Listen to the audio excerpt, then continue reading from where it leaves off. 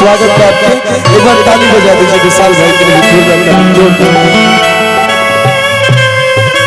आँखियाँ तुहरे ही रहिया ताके गइलू कोई सन रोग धरा के।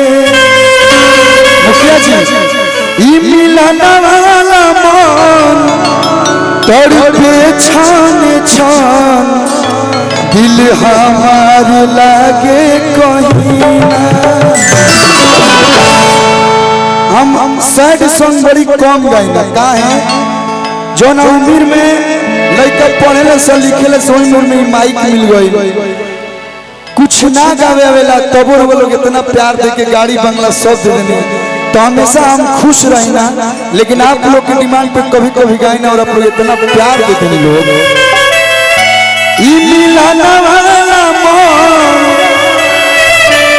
तड़पे छान छान दिल हमार लागे कहीं साथी रे तेरे बिना भी क्या जीना, तेरे बिना भी क्या जीना साथी रे तेरे बिना भी क्या जीना, तेरे बिना भी क्या जीना।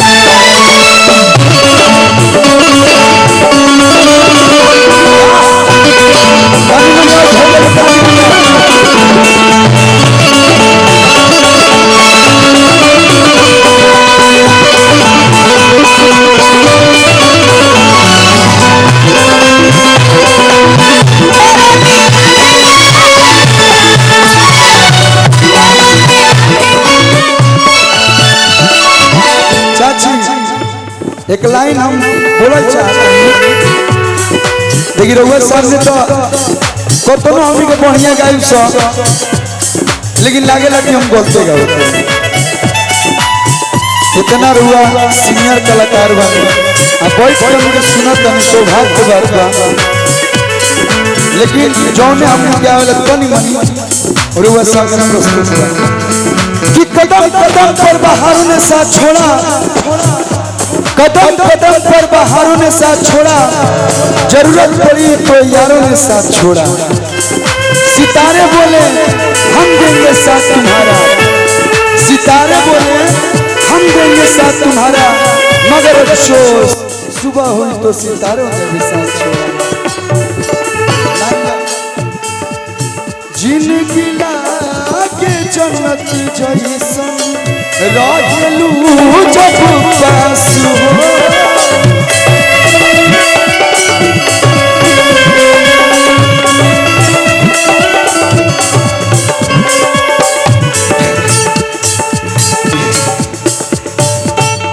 मालिक हाईली मत क्रॉस करी वही खातिर करते रही। जिंदगी लागे जन्नत जैसन रहलू जब पास हो, बतिये से जुड़ाला जियरा भरल बा इतना मिठास हो।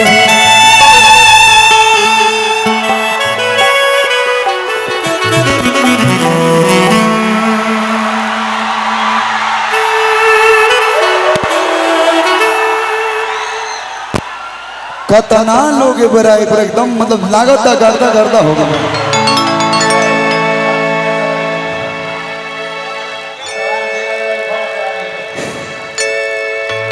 जब नया वेलू नजर हमके लागे ना डर, दूर कलू से जई हा कहीं ना। जे जे तालो के पसंद बा ओकरा खातिर एक लाइन गा दे लोग अमृत देखा के ओ साथी रे बाप रे।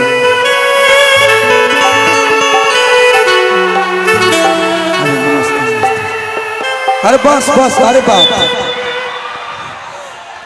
बियाह जल्दी हो गइल बा हमहू ज्यादा बड़ ना होई तो एक लाइन लोग खातिर सुना दी गा नथिया अरे नथिया अरे नथिया कहवा बीता के अहिलू रतिया भुलाई तार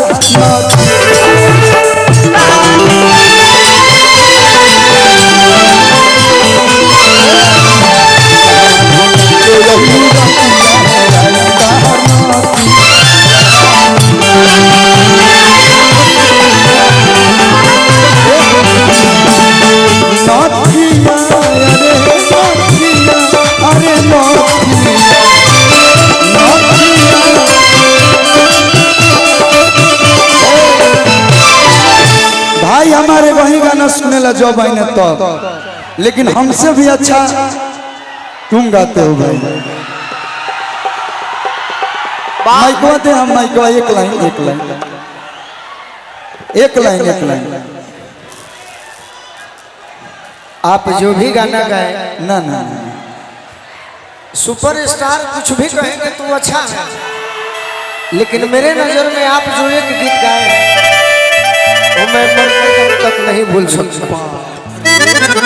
क्रिया खाते बहुत है अरोरा हो गाना के दबा देनी हंसा मन फाकल हुए से बाकी वह गीत नंबर 1 हो की होला ना फील कुरुती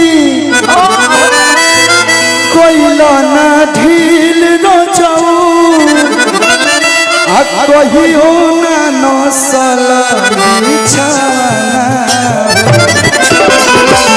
कलू भैया ये नहीं आप साधारण में नहीं लेना है, इसको जो बजाएंगे थोड़ा सा भी अंतर नहीं लगा लाइव से। देखिए हम कहते हैं अरे की होला ना फील कुर्ती कोइला ना ढील न जाऊ कहियो ना नसल। भाई गोलू भाई बहुत सुंदर गावेला, एकरा में कोनो दुई राय नहीं खे। का बोले डोर हडोण यही से ना गावत नहीं भाई।